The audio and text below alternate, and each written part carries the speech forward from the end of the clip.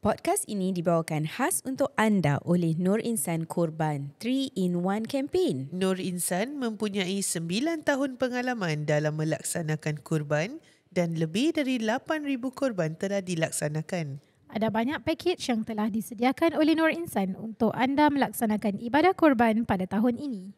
Hubungi mereka di talian 87684688 atau lungsuri laman mereka www.nurinsan.sg.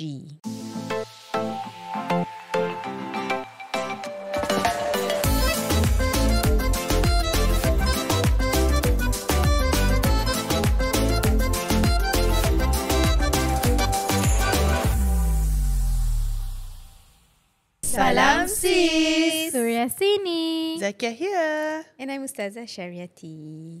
Selamat Hari Ibu. Oh, Yes. yes. Okay. I wonder tahu berapa ramai kita punya listener sisters kita ni adalah ibu-ibu. Ibu, okay. So before that, mungkin Apa yang episod ni, tak? sabar. Before that, episod ni akan keluar bila dah Hari Ibu dah habis. Dah habis. Ya, betul-betul. So kita just recap lah sebab kita tak dapat keluar on time Hari Ibu kan. So tadi back to your question, berapa banyak listener kita yang ibu-ibu? Yeah, I'm just curious because kita tiga-tiga adalah ibu. Anak you panggil dia apa? Mama. Oh, you? Mami. Anak I panggil I mak. Oh, very macam Actually anak diorang panggil I mama, tapi husband I cakap jangan ada. Asal? Panggil mak dengan bapak je. So anak I panggil mak and bapak. Very authentic Very old macam literally school. bapak. Bapak. Tapi mak tu kan macam you daripada you mami, mama, umi kan. Padahal macam mak tu macam fierce. Fierce I rasa I fierce lah. You fierce? Fierce gila. Really? Anak I sampai cakap I macam who make you the boss of the family? Wow. Wow. Okay, so kalau korang ingat pasal Mother's Day lah apa yang korang rasa macam, I rasa macam for me sampai sekarang I rasa lagu yang paling menusuk ke kalbu is the lagu yang Ibu kan? Lagu Tu tu advertisement paling, lah. For you rasa lagu apa? Itu juga. Itu juga. Itu juga. And lagi satu tu lagu macam pop Pop Malaysia. No, it's lagu sedih Ustazah. Apa yang popnya? Yang nyanyi Tak ada exist. genre dia bukan pop ke? Tak Ke lah. rock? Ballad Ballad lah. You tahu kan lagu tu? Ibu lah. I rasa tu lagu sedih lah. Sedih sih. Itu Sedih mak dia lah. pass away punya lagu. Tu Zakiah. lagu macam kena dengan I lah sebenarnya. So lagu tu kalau I dengar I cut off. Dulu I selalu dengar nyanyi dalam kereta ke kat mana-mana. Sekarang I kalau dengar lagu tu I off. I belum boleh dengar lagu tu. Lagi satu I think Siti Nurhaliza ada satu lagu juga pasal ibu. Lagu apa Tapi tak ingat lirik. Bukan lagu raya?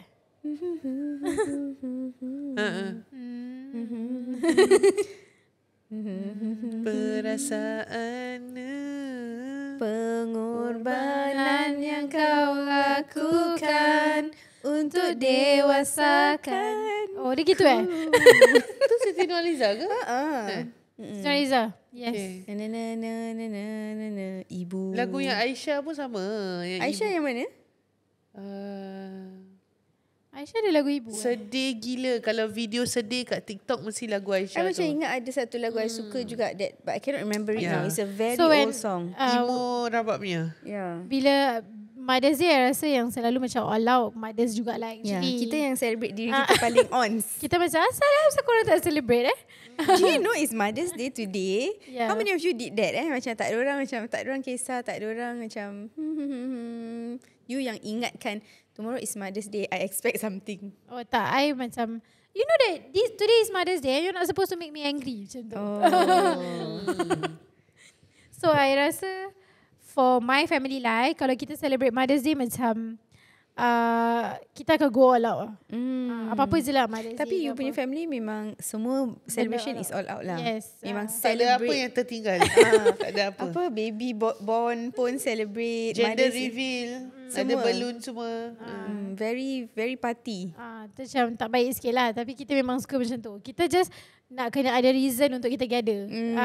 Actually It's tu more je. for gathering. Suka meraihkan lah. For you?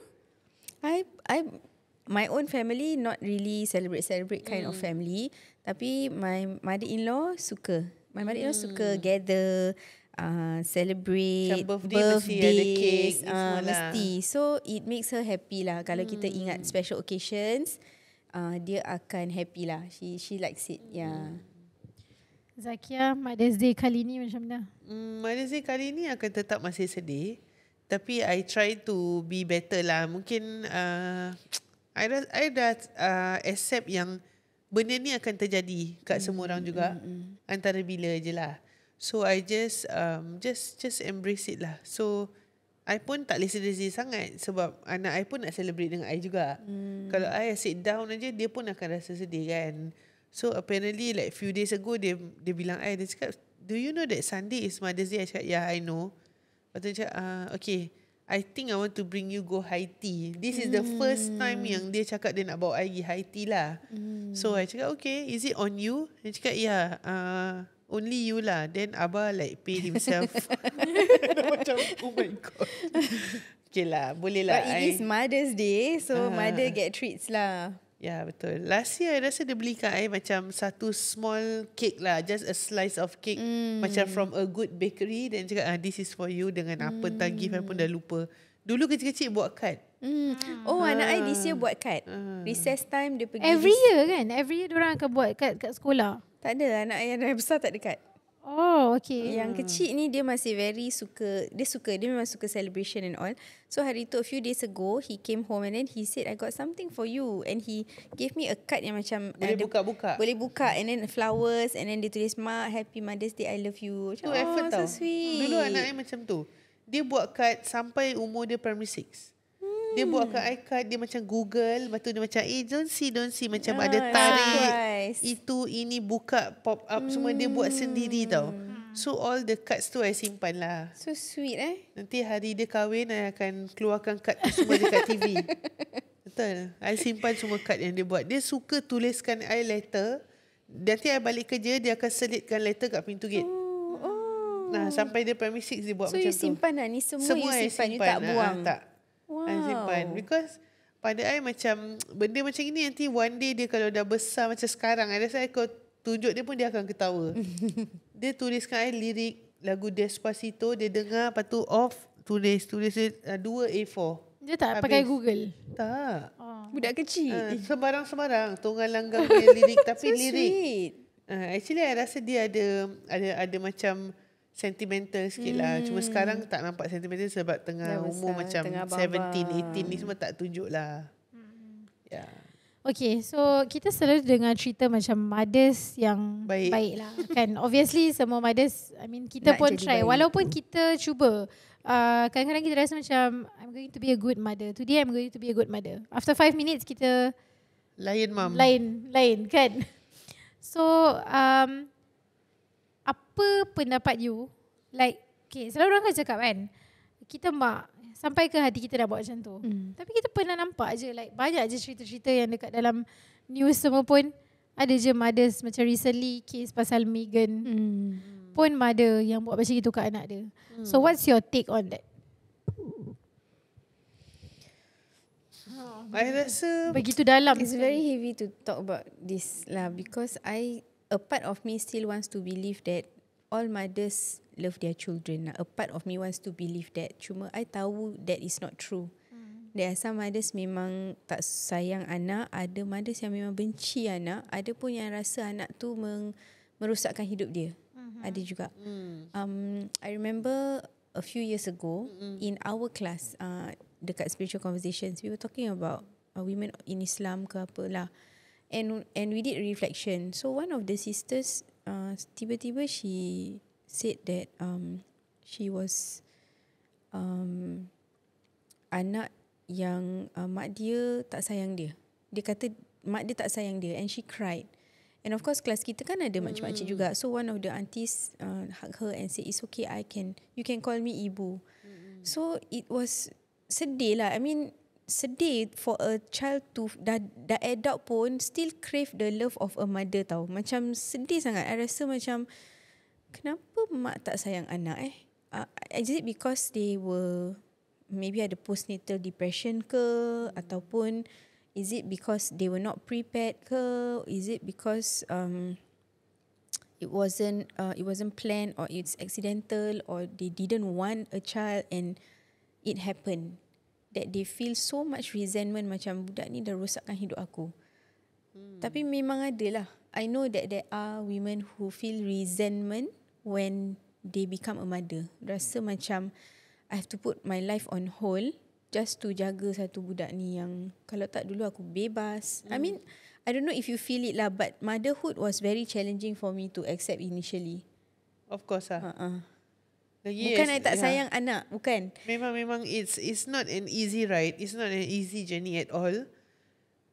Kalau you dah boleh merasa, I merasa juga because I gave birth at 21. So the challenge for me is I see people the same age group as me tengah enjoy, tapi I tengah macam I pun macam fikir, what did I sign up for benda ni.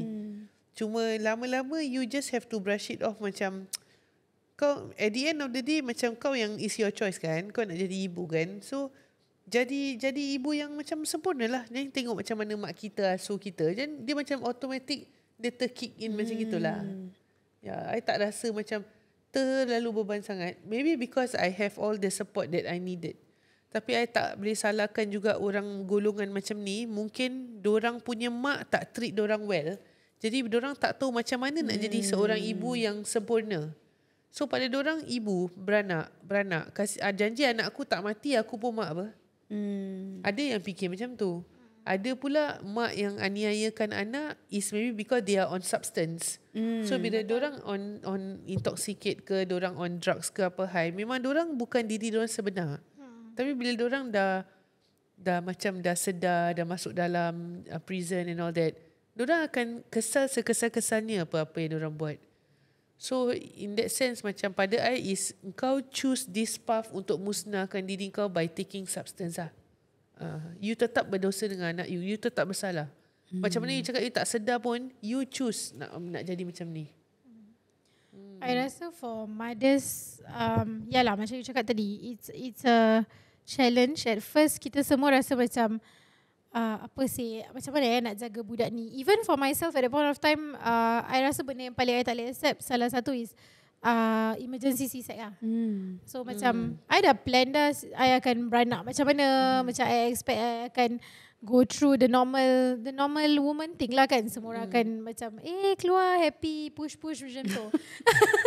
Tapi macam apa kezadahnya aku kat sini, habis every time dia check sama, tak ada dilation langsung. So macam actually it's daripada the start tu ada macam down gila that I cannot be that kind of mother lah kan. Macam you want to have the normal birth ni semua. I tak tahu I pernah share ke tak benda ni.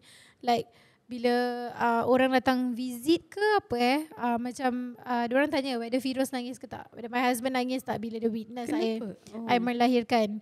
So I cakap tak asal dia nak kena nangis ke macam tu lah, sebab tu first anak kan. And then my that lady macam terus tengok I kan, kau belum tengok lagi lah macam mana orang melahirkan, dia macam tu. Lepas tu I cakap kenapa? Dia cakap pasal kau emergency C-sec so I cakap emergency C-sec. Then not yet lah. Then orang like kau not yet a mother.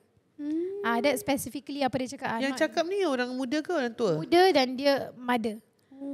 Dia cakap macam tak guna akal. So I pernah kena like lama I nak macam okay lah aku nak memang memaafkan. Bukan memaafkan, like lama I nak macam okay lah aku, this is memang badan aku macam gini. So lama I nak accept that fact you lah. actually terkesan dengan kata-kata dia, dan dia lambat you nak serap yang you sebenarnya mak. Tak, dia bukan lambat I nak serap I mak. I tahu yang I mak. Tapi I rasa macam my body macam dah fail macam tu.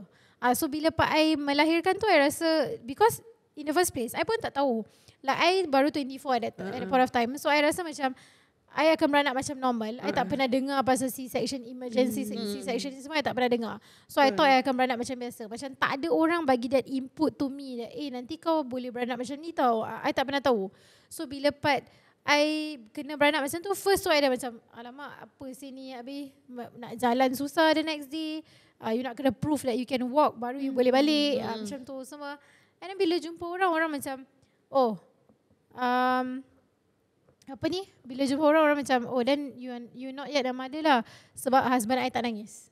Macam tu. I tak rasa husband I Kalau nangis. gitu I rasa pun I not yet a mother, because I don't think my husband cry also. But then bila I check, then macam a few people macam, oh yeah, husband aku nangis. And again, I tak tahu I pernah cerita dengan korang ke tak kat dalam podcast, saya tak ingat. Tapi bila I nak give birth to, before I give birth to the second one, bila I tengah kerja dengan my friend ni, so bila tengah duduk-duduk, I punya HOD ada kat situ. Okay, masa tu kita tengah berbual lah, ada teachers. So my friend ni baru nak give birth. So I cakap dengan dia, I remind dia benda yang sama. I cakap, jangan put hope that you are going to give birth normal lah. There's different way lah. Apa semua I explain.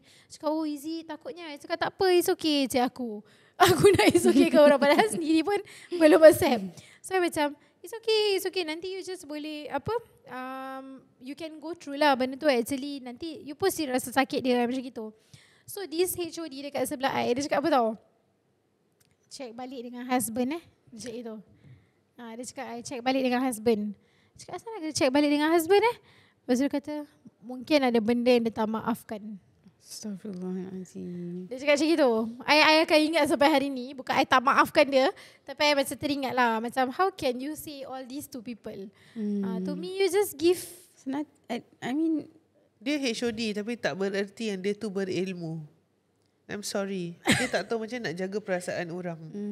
So orang dia tengah takut nak give birth, kasih dia kata motivasi. Bukan nak pergi tambahkan minta maaf dengan habis I terus message Firuz. Saya macam, apa yang you tak maafkan I macam tu. Kadang-kadang bukan apa tahu. To me, you already go through the pregnancy, dia punya discomfort, dia punya sakit, dia punya muntah, you know, the low blood, the pingsan, perempuan yang go through. Lepas tu bila nak bersalin, perempuan yang kena minta maaf. Suami ada tak minta maaf dengan isteri?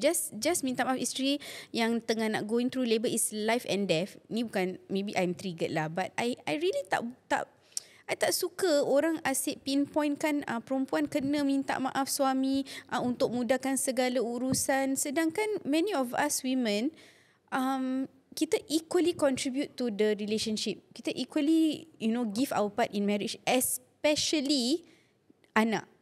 Is badan kita tau.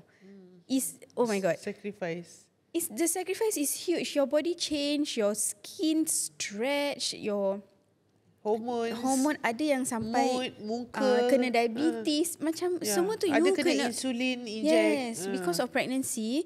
And then kalau macam dalam Quran pun Allah dah angkat kita punya status as ibu yang you have to love her, you have to obey her, your mother go through pain after pain, difficulty upon difficulty.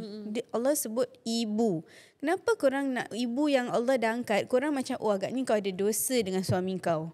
Like, who are you to say this type of things? And you say it in front of other people lah. Macam mana pun itu maruah aku kan. Tapi ada point of time macam, oh is it ada such thing? Ada such thing. Dia cakap maybe ada benda. Macam dia serious gila. And she is someone yang kalau kita tengok memang kira beragama lah actually. So I mean, okay lah, maybe she comes from a place of macam kita nak minta keridaan suami, mudah-mudahan urusan senang, suami doakan and all. Okay, fine. Yes, I agree with that. But I wouldn't tell somebody, agaknya kau ada dosa tak dengan orang ni. Kan lebih baik macam, kalau dia cakap sebelum melahirkan sama-sama minta maaf. It's better, right?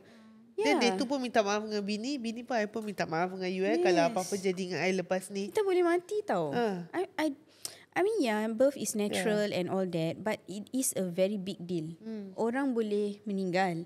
Orang boleh tumpah darah. Kalau orang dulu cakap tumpah darah, you lose a lot of blood and it takes a very long time, about 2 years if not more, for the woman's body to replenish back everything that she lost in pregnancy and childbirth. It's a very big deal. So, mothers to be, supportive aunties, kawan-kawan semua, I hope nobody pandang a woman less of a mother just because the way she gave birth. Ataupun anak dia tak normal, ataupun dia miscarriage, atau stillbirth, atau try tak dapat, atau IVF tak dapat. Is very hurtful when another woman, especially another, macam lelaki, kita boleh cakap macam dia tak faham Tapi perempuan cakap perempuan macam gitu. I feel like Kau shoot lagi yang faham lebih. Tapi kau pula datang daripada kau lagi sedih. Sedih. Yeah. And I don't think that suicide is a lesser macam nak cakap it's not lesser. Betul. Full stop. It's not lesser. Like I after like the second one I try to fight macam aku nak try. Tapi bila part dah I think bila part macam dah halfway macam dah lah sudahlah. I mean I beranak apa dia masih keluar anak apa. So I tak rasa macam after that I rasa macam it's okay. You can beranak macam mana pun you still a mother. Dengar-dengar budak tu keluar sendiri macam tu. So and another thing at that point of time bila I give birth to the first one I punya labour was 26 hours. Wow. I tunggu dekat dalam tu 1 cm. Doktor masuk 1 cm. Ada macam bila saya nak habis. So I tak boleh makan. Daripada I masuk tu I tak boleh makan sebab diorang takut I akan go through C-sec kan. So diorang cuma kasi I Ribena je. All the way Ribena for 26 hours. Sebab tu sampai sekarang pun dia suruh minum Ribena. Kenangan terindah. Tak, at first I tak boleh. Lepas I dah give birth I tak boleh minum Ribena. Macam muntah teringat. Sebab I dah tahap muntah dah kat dalam tu. So ni benda macam kelakar sikit lah. So I tak boleh give birth kan. So kita dah call family lah macam tolong doakan apa ni semua. So my mother-in-law cakap okay lah we try this method. Minum air daripada tangan my husband. So pernah dengar? Pernah dengar tak? I kena minum air tangan Firoz. So Firoz dah cuci ke lepas cebok dia letak air tangan? My mother-in-law dah cakap make sure kau cuci tangan kau dulu Firoz So dia dah cuci tangan dia. Sebelum COVID situ. Lepas tu one of the saudara pun cakap okay tak apa. Kau pergi. Dia suruh masa tu I tinggal dengan my mother-in-law. So dia suruh my mother-in-law buka segala pintu yang ada kat dalam rumah. Okay. Pintu toilet, pintu dapur, pintu tingkap, Ini semua drawers, semua buka. Okay. InsyaAllah nanti boleh. Tak. Bukakan pintu untuk budak tu keluar. So kena buka segala pintu. Segala pintu drawers semua buka. Bayangkan kat rumah. Kabinet semua buka. Jalan terantut. Baby keluar dari cabin. Daddy, Nani. So yeah, whatever. Terantut orang tua tu terlanggar kabinet semua. What? This is the first time I dengar benda ni. Ni semua dorang punya macam Petua-petua lah. Betul lah. Ada pantang larang pun dorang macam hormat orang tua tu orang dengarkan jugalah. Betul-betul. Dulu I tengah pregnant first one, I dulu ada ajar one makcik ni ngaji lah makcik ni. She's maybe at that time she's like maybe 50 plus or 60 already. Lepas tu dia cakap dengan I, kau nanti nak beranak, kau buat Milo. Taruh telur satu, taruh minyak sikit. Tu energy. Taruh minyak biar licin. Anak kelopong. Kacaukan. Kau taruh Milo, pecah telur, kacaukan, taruh minyak. Jadi senang keluar, licin. Tapi I tak buat lah. Tapi Milo dengan telur tu energy diorang cakap. Energy. It's raw egg though. I tak minum lah. Petua lah. Memang petua. Macam petua. Tak lah, I dah cukup minum air tangan husband I. Wow. Lebih sedap dari minum. Mujarab ke? You rasa? Kalau tak, I mesti dah beranak normal. Wow. Tapi sekarang kan you masih salahkan air tangan tu tak baik tau. Tak lah, I tak salahkan siapa-apa. Okay. Habis mesti korang kelakar-kelakar ketawa nak buat tu kan. Tak, you dia ada. buat apa, dia tadar habis you buka mulut gitu. Macam gitu. Mungkin buka Tak, I at Dia that point bukan of time air suami bacakan ke? Bukan lah. dia baca lah juga. Dia Okay, adalah baca okay. tak apa dia baca. doa makan. I dah macam betul-betul lah. I tengah stres sebab You tak boleh sakit makan. tak at that time? Sakit tak? I dah sakit. Dia cakap pelik lah masa tengok the graph tu turun naik kan. So merepek gila just baring. Habis lepas tu I kena epidural. So dah lepas tu dah goyang-goyang kaki terus masuk emergency set. Sebab epidural tak rasa. So halfway dia tak rasa kan. Macam dia tengok handphone, goyang kaki. Lepas tu dia macam cannot dah 30 minutes orang cakap have to bawa pergi emergency lah. So Baru tengah happy-happy. after 26 Apa perasaan you bila you kena they told you that you akan emergency? Okay. Masa tu my husband dah tak ada. Dia pergi isap rokok. Okay. Boleh tak I cakap isap rokok boleh lah Dia pergi Smoke smoke break break lah. After 26 hours, kira before that dia macam all the way ada dengan ayam. Macam sekejap-sekejap je dia tidur apa ni semua. So bila dah 26 hours tu Dia cakap, okay lah, kita nampak dah boleh message ni semua. Kita pergi ni lah, pergi smoke break sekejap. Dia turun bawah. So tiba-tiba semua orang macam rush pergi kat bilik I. Macam dia cakap, why can you cannot just leave this woman like this, apa ni semua. Dia cakap, dah sepatutnya daripada tadi kau dah pecahkan water bag dia semua lah. So semua orang kalang kabut. Macam apa sal ni semua orang kalang kabut. Lepas tu dia cakap, okay, we're going to bring you emergency C-sec semua lah. So kalau you buat emergency C-sec kan, nanti the last part dia suruh you sign. Nanti dia akan cakap tau, 1% tak salah of the mother yang go through emergency C-sec akan mati. Tu the last part before you sign. You nak sign ke? 24 years old, tengah tunggu nak beranak. Lepas tu orang cakap pasal macam gitu. So I pun sign. Macam, where's my husband? Where's my husband? Dia cakap, I don't know, where's your husband? Lepas tu macam ada cari-cari. Firoz jauh gila turun. Pergi beli barang kat masa tu kat NUH. Pasal dia ingat you dah macam relax. Jauh dia pergi jauh. Lepas tu I cari mana dah tolak I apa semua. Dia masuk bila pak anak I dah nak keluar. Jauh pasal apa pergi. tahu tak?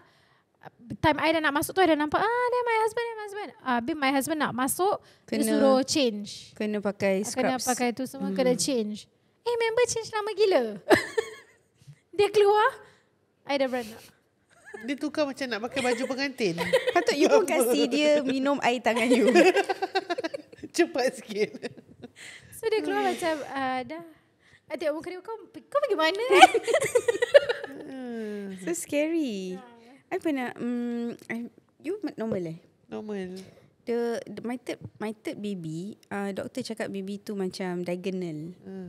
So bila I dengar baby diagonal, I dah macam freak out lah. I dah freak out because my first two was normal birth. Yang nombor 3 ni dia diagonal. So I takut kalau dia tak turn, Songsang lah. songsang, dia songsang, dia diagonal. Kalau diagonal, I tak boleh beranak normal. Dia kalau kaki bawah, I still boleh try beranak normal. Kalau kepala bawah, of course. But dia kalau gini, macam mana dia nak keluar kan? So the idea of nak kena C-sec tu really scared me. I takut gila. If I had to go through a C-sec. And then I remember being very worried because dah besar lah. Baby dah besar, dah makin tak ada space apa. Kalau tak ada space, how is he going to turn? So I dah macam fikir, I really don't want C-sec. So that made me realise that I tahu C-sec is not a small matter. Tapi bila benda tu datang kat I that I have to think about it might happen to me, I nangis. I takut sangat. I said I don't want to C-sec.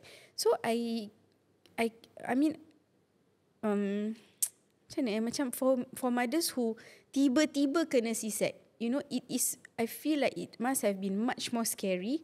Lagi ada macam that macam you might die, 1% you might die, and you have to agree to it so that you know it's your choice lah. But what other choice do you have if you dah memang kena emergency? It's called emergency. Nak selamatkan apa? Apa so, choice? Nak tak nak kena yes, is you have to go through it. So this is a huge pengorbanan juga. How can you say that, kau tak beranak? Betul lah, ni C-sec senang punya. How is it senang? It's a major surgery. It's major. Potong 7 lapis perut tu. Yang I paling nangis is actually the epidural lah. Tu I paling nangis. Sebab epidural banyak orang dah cakap, orang dah takut-takutkan cakap pasal epidural nanti beranak epidural kira macam nanti kau akan ada side effect dia lepas beranak, pinggang sakit pinggang, sakit, apa ni semua. Kepala lah. So benda tu dah buat I takut gila. My mom dah cakap siang-siang lah jangan ambil epidural. So bila ambil tu I dah rasa feel rabak. Lepas tu dekat dalam operation theatre, I tak tahu, tapi I so far lah, I yang kena. So far I tak pernah, macam bila I tanya orang lain, orang tak pernah cakap pasal benda ni lah. So maybe the side effect of the epidural ataupun whatever ubat lah yang I ambil. I punya tangan all the way dekat dalam OT kan. OT tangan kita kena macam gini tau. So tangan kita macam gini, you dah tak rasa dah. Macam dah badan you semua dah berat kan. So tangan I ni macam gini. Shaking. All the way macam gini. Shivering. Nangis tau. I tengok ni, I tengok tangan I ni, Tak boleh I nangis. control lah. Tak boleh Macam control. asal lah tangan aku jadi macam gini. Macam gini all the way. I nangis rabak gila kat dalam. So yang nangis tu bukan pasal nangis C-sec dia. Nangis tu sebab tengok, oh apa my yang God, akan jadi? Takut, badan aku ni apa dah jadi half tak rasa apa ni semua. Tu nangis lah. Tu nangis rabak. So I pula tak nak katil seorang at that point of time. I nak ada ramai orang sebab I takut. Takut ada duduk hospital. So I ambil yang 6 beda I rasa. Lepas tu ramai husband tak boleh teman. So I duduk dekat dalam tu. You tahu tak, the second day you nak kena show that you can walk.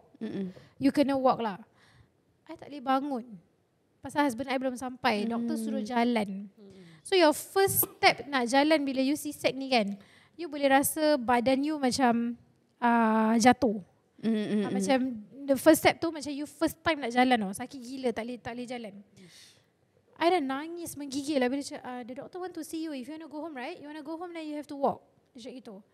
So I jalan, kaki dah macam, mana husband aku? Mana husband aku macam gitu. So nangis. Nak nangis juga. Nangis. Bila part the second one, dah cakap dengan dia, okay, cannot, you have to be with me. That's why I ambil A lah. Sebab memang you need your husband.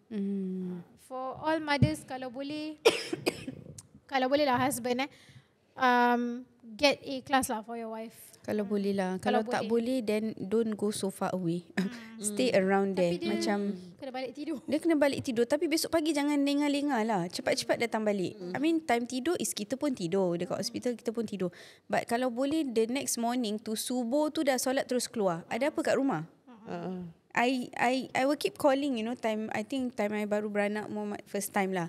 I did not want to be alone. Because first time pun I beranak, I tak dapat single beda. Tak ada space.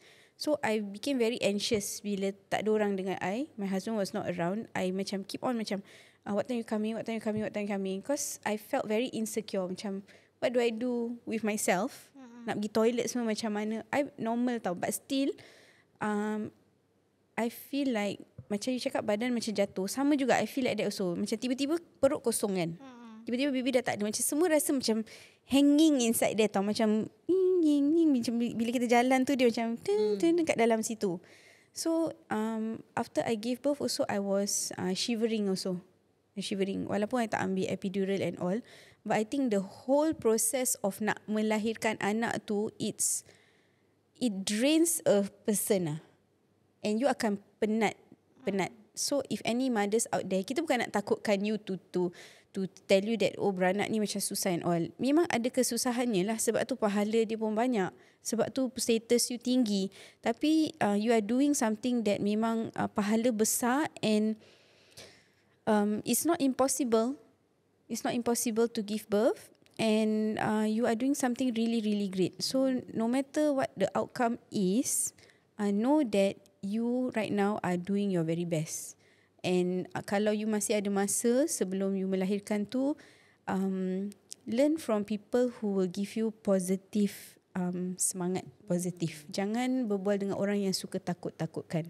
Because kita akan terbawa-bawa. Kita tengah hormonal, kita akan terbawa-bawa dengan takut. Kita akan terbawa-bawa dengan macam mana meripik-meripik lah. So it's best to talk to people who give you a lot of positive apa nak cakap? Reinforcement, reminders, remind you that you are doing good, tell your baby, you know, macam benda-benda yang positif lah. You need to protect your space, your mental space. So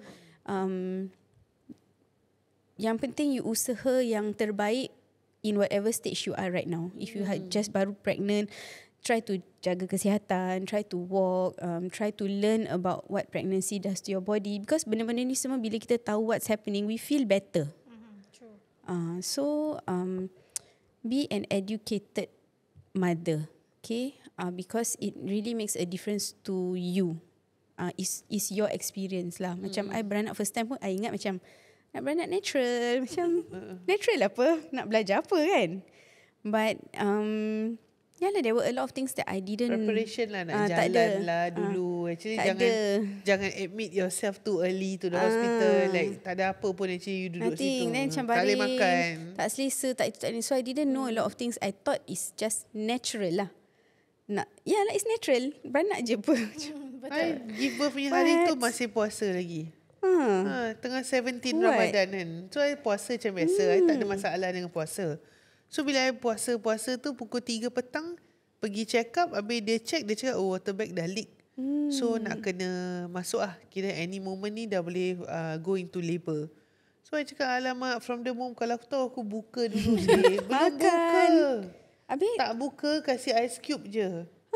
I masuk pukul 3 petang, dalam 4 lebih gitu, sampai beranak pukul 3 pagi lah. Tak dapat apa-apa. So I dapat ice cube je. I lapar ni. So I bilang my husband seludupkan I burger. Tak ada Ribena? Tak ada. Dia seludupkan I burger daripada bawah tu ada Mac. So dia beli Mac satu, seludup dalam kocik, naik, kasih I makan. I pun makan. Tapi memang ada masalah. Asal? You actually in labour, memang you tak boleh makan. You Why? curi-curi Muntah makan. ke? Bukan, nak buang air besar. Oh. So buang air besar dah jadi leceh. Sebab you akan terbaring kan, wired dia kan. tak kasi you bangun pergi toilet Tak lah. boleh. Tu yang I dah macam, alamak, perut sakit ni. Takkan makan satu burger je terus dah nak immediate dah nak keluar. Hari biasa tak macam Tapi tu? macam mana? Did they give you a bedpan?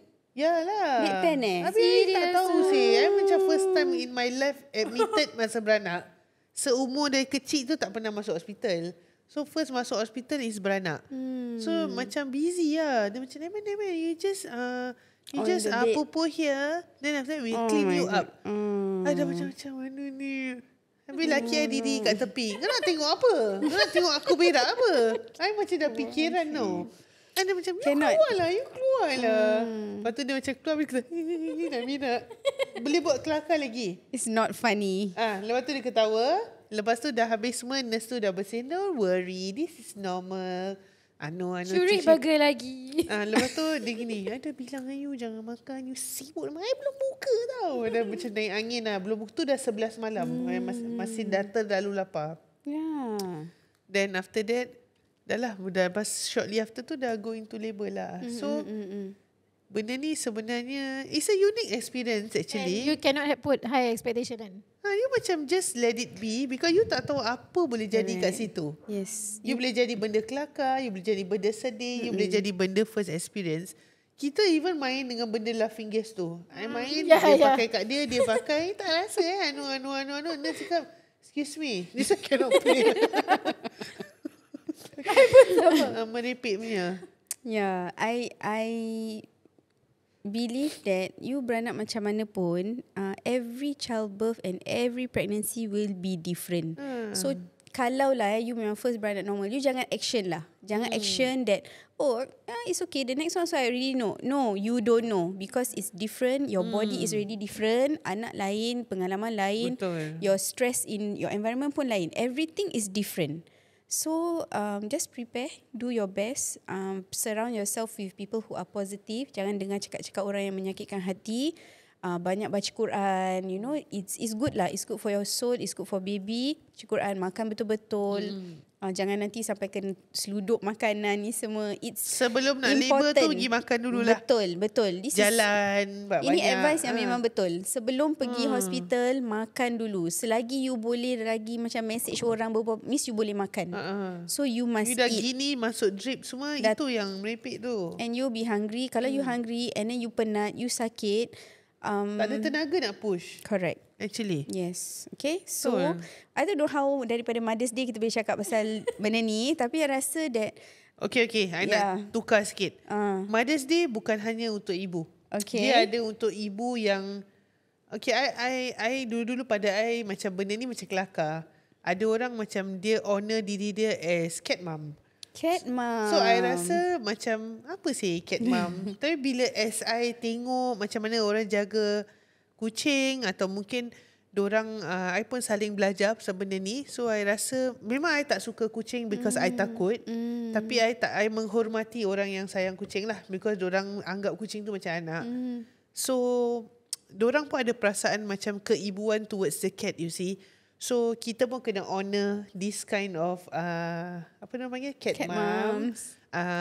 Aunties yang jaga anak saudara, aunties yang anggap anak saudara macam anak dorang sendiri, even some unmarried single person tapi dorang educators. Betul. So dorang sayang anak murid dorang macam anak dorang juga. Betul. So ini semua ada ciri keibuan dalam diri wanita. Dan hadiah terbesar untuk kasih dekat your mother, I rasa since dia dah nak dekat Hari Raya Haji adalah korban. Ya, betul juga, you boleh hadiahkan korban.